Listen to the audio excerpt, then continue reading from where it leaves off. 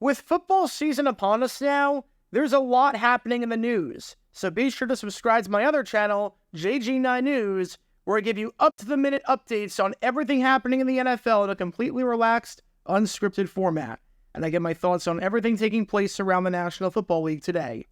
And now, on with our feature presentation. September 8th, 2024. It's week 1 of a brand new NFL season, and we've got an AFC West battle on our hands at SoFi Stadium between the Las Vegas Raiders and the Los Angeles Chargers. For the main team in our story, the Raiders, this is a big game for them. And not just because it's the start of a brand new season, but rather because this is the first official game with Antonio Pierce as the head coach of the team. After taking over in the middle last year with the interim tag following the well-deserved firing of Josh McDaniels, the interim tag was removed from Pierce in the offseason, and he was brought back on a permanent basis for 2024. Now, this was clearly his team, his staff, his decisions, his everything. This was a second chance at a first impression in many ways. So considering the fact that the Raiders bypassed the coaching carousel to stick with their interim man, you really want to prove them right here and get off on the right foot and not do anything stupid, which, yeah, we'll get to that in just a bit. But before I do get to that, if you like learning more about the weird and wacky history of the NFL, and you like hearing breakdowns of some really weird things that coaches have done this season and in previous seasons, then this is the place for you, because we talk about all things NFL history all the time with a new video every single day. So if you like that sort of stuff, then be sure to hit that like button down below, subscribe, and turn on the notification bell so you don't miss a single video that we post on the channel. Thanks in advance for your support as we try and hit 70,000 subscribers. At this point in the game, things are not going great for the Raiders. They could definitely be going a whole lot better, I'll put it that way. However, the Raiders find themselves at midfield following a punt return that got them there. Down 16-10 with just under 10 minutes to go in the contest, you probably have time for 2 more legitimate possessions. So if you can get a field goal on this drive at a bare minimum, that is still in play. As while you obviously would like to get the touchdown, you don't have to. First down, and White gets to midfield for a gain of 2.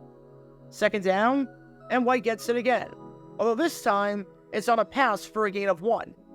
Not a great start to the drive considering the field position, but you're in plus territory, which is always good. Third down, and Gardner Minshew hits his new running back Alexander Madison for a gain of 6 yards down to the 43-yard line. The bad news is that it's 4th down. The good news, though, is that it's 4th and super short. You only need a yard to keep the drive moving, and you're already in plus territory. So there's no decision to be made here in terms of what you're doing. Go for it all the way. So I can't wait to see what Antonio Pierce has drawn up. Run it, pass it, play action in the flat. So many possibilities. Come on, Coach Pierce. Don't let me down. You're punting the football. But why? Why on earth would you punt the football? Do you know that you're losing? Do you know that you only need a yard and that you're in opposing territory? Do you even know where you are right now?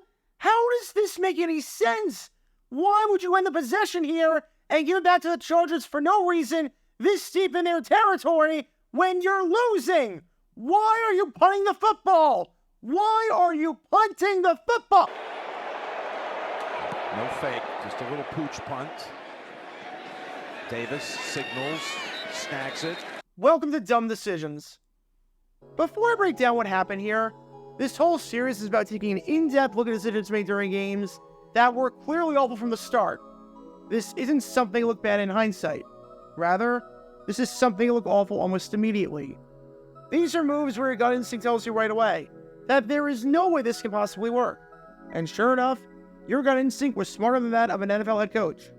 And for this one, we're taking a look at the mind of Las Vegas Raiders head coach, Antonio Pierce.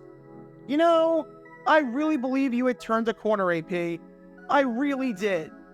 After how awful you were from an in-game management perspective at the start of your career, which you can learn more about by clicking the card in the upper right corner, I genuinely thought that as the season went on, that things were getting better, especially after that win on Christmas against the Chiefs.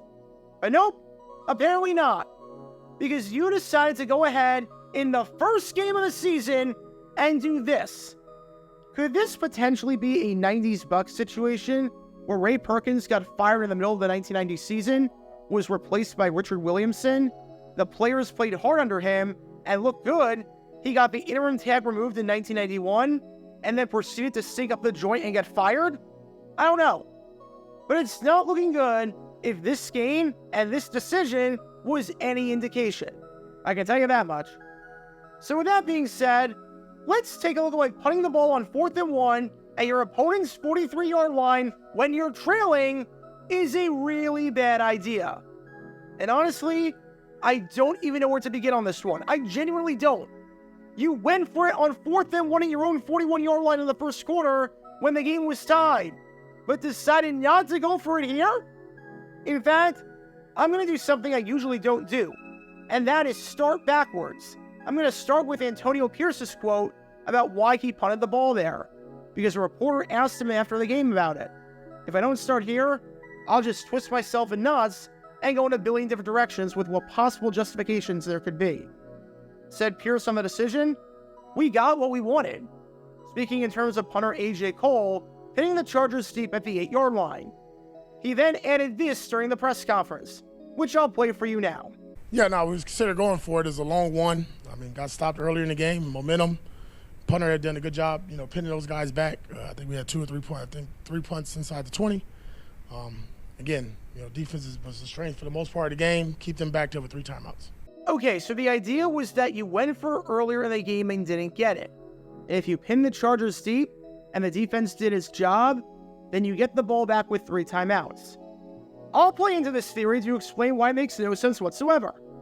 Regarding the first point, regarding going for it and failing, you didn't trust your guys to get 1 yard on one play, which says a lot about your thoughts on your team if you don't trust them to get 1 yard on one single play. Having said that, let's say you have a new set of downs and get the ball back after stopping the Chargers. If you don't trust your guys to go for it on 4th down, that means that you need to go 10 yards in 3 plays. So you trust your team to get 10 yards in 3 plays for an average of 3.3 yards per play, but you don't trust your team to get a significantly shorter yardage and distance? That doesn't seem to make any sense to me. You trust your team to be able to pull off the larger number, but don't trust them to be able to pull off the smaller number. You don't trust your team to make a layup, but you trust them to make a 3-pointer. And that's especially true when you realize that if you get this 1 yard, a field goal is in play. With 7 minutes left, if it's 4th and 5, you can try a field goal from about 54 yards out or thereabout. You don't have to go for the touchdown. Heck, you can tie the game without ever having to find the end zone. Get the first down here, get a couple more yards, get the field goal, then get your defensive stop, and you only have to go about 20 yards on the next stride to tie it up with 3 more points. However, by punting the ball away, the field goal is completely out of play. Even if you get a stop, you've got time for 1 real possession max, so everything becomes 4-down territory. Even if we play along with your game of getting the Chargers pinned inside their 10-yard line and forcing a 3 and out, by the time you get the ball back, you're likely getting it back somewhere around your own 35-yard line. This means that not only will you have to go for it on a 4th down if it comes to that point, since it's too late in the game, but you need to drive 65 yards down the field. Compare that to this scenario, where all you need to do is get 1 yard on one play, then get a couple of yards on the ensuing 3 plays, and then get roughly 20 to 25 yards on your next stride. If it's a game of picking up yardage, what's easier to do? Picking up 30 yards or picking up 65 yards where you can't use the entire field because you've got the back of the end zone as a boundary and as a 12th defender, since you have to try for it at some point since you need a touchdown? Yes, I know you got stopped on 4th down earlier in the game. I know that 4th down playing the first quarter in your own territory did not go the way that you thought it would. But at the opponent's 43-yard line, if you trusted your defense so much to get a stop, and that's why you punted it, you know what the Chargers can't do if you fail to get the first down, but your defense gets a stop? That's right, they can't make it a 2-score game. If the Chargers go 3 and out, they'd be near midfield, and they'd have no chance whatsoever for a field goal. So if your defense holds like you think they will by your own admission, you're still going to be down by 6 points. The difference is about 20 yards of field position compared to what would happen if you got a stop after a deep Asian goal punt inside the 10.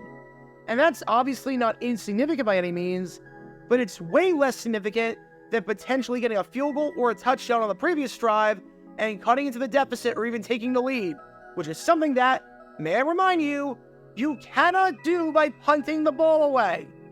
So even by your own logic of wanting to punt the ball away so that you can get good field position and trust your defense to get a stop, the difference in field position wouldn't be much, especially if it was a touchback on either side. And if your defense gets a stop, it would still remain a one-score game. And you bypass going for it in the latter half of the fourth quarter from a yard out? For that? Seriously? The worst case scenario if you don't get the first down and get the 3 and out is that you start somewhere around the 10-yard line.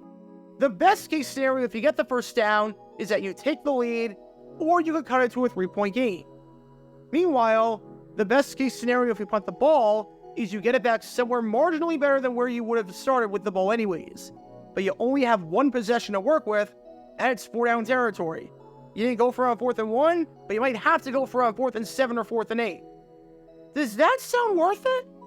Does a completely hypothetical 20 yards of field position with 2 fewer minutes on the clock and with having only one chance to score for the remainder of the game, with that chance seeming to average 2.5 yards per play to keep it moving, sound like it's worth bypassing the ability to stay on the field and get 1 yard on one play?